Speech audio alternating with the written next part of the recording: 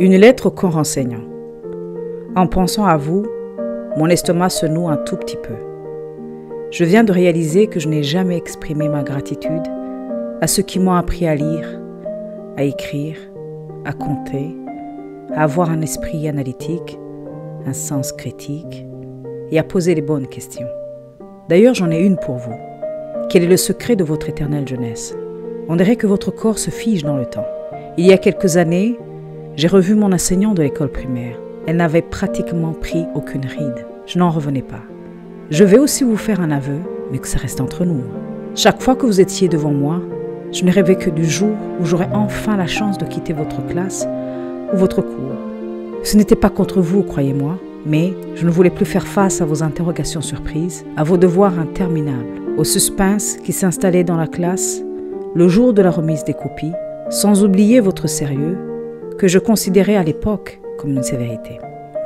En quittant les bancs de l'école, c'est là où j'ai réalisé que ce n'était pas de la sévérité, mais plutôt que vous me prépariez à la dure réalité de la vie, réalité qui allait me réveiller brutalement, tout en me désillusionnant au passage. Ce qui m'attriste pour vous, c'est que partout dans le monde, vous semblez subir le même sort. On dirait que les politiques se sont ligués contre vous. Vous faites l'un des métiers les plus nobles du monde, mais malheureusement, des plus ingrats aussi. Ceux à qui vous avez appris à lire et à écrire semblent utiliser le bagage que vous leur avez donné pour rédiger des lois qui n'améliorent ou presque pas votre quotidien. Et aujourd'hui, permettez-moi de vous dire merci. Merci d'une part parce que vous le méritez si bien, et d'autre part parce que c'est vous qui m'avez appris à écrire ce mot et à bien le prononcer. Merci d'avoir cru en moi, élève moyen, ou plutôt mauvais élève, et d'avoir investi en moi la connaissance que j'ai aujourd'hui. Merci d'exister.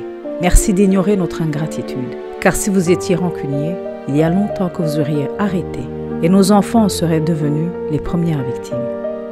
Merci de vous réveiller chaque matin en ayant foi en l'humanité. Merci de regarder au-delà des apparences, de faire fi des faiblesses et limites d'apprentissage. Merci de voir en nos enfants les astronautes, les médecins, les professeurs, les ingénieurs, les politiques, les restaurateurs, les coiffeurs, les journalistes, les écrivains, les architectes et les artisans de demain. Merci pour votre patience. Merci de donner sans attendre rien en retour, de vous être si soigneusement occupé de nous et surtout, merci de vous occuper de nos petits bambins et de nos jeunes comme s'ils étaient les vôtres.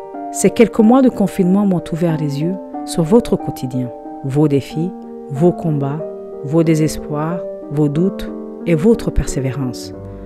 Nos 3 enfants nous ont tellement donné du fil à retordre que je me suis demandé comment vous vous y preniez avec tout un groupe, toute une classe ou toute une école.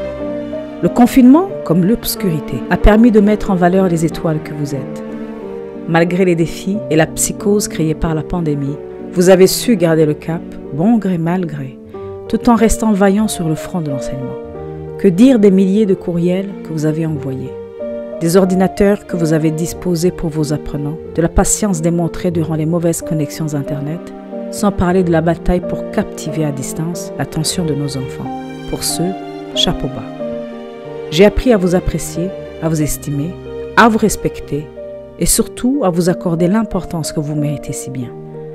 Évoquer tout ce que vous représentez dans une lettre me serait impossible, mais acceptez s'il vous plaît ces quelques lignes. Qu'elles résonnent dans vos cœurs comme des applaudissements de la part de tous les parents. Néanmoins, voici le résumé de ce que j'ai voulu vous dire. Merci.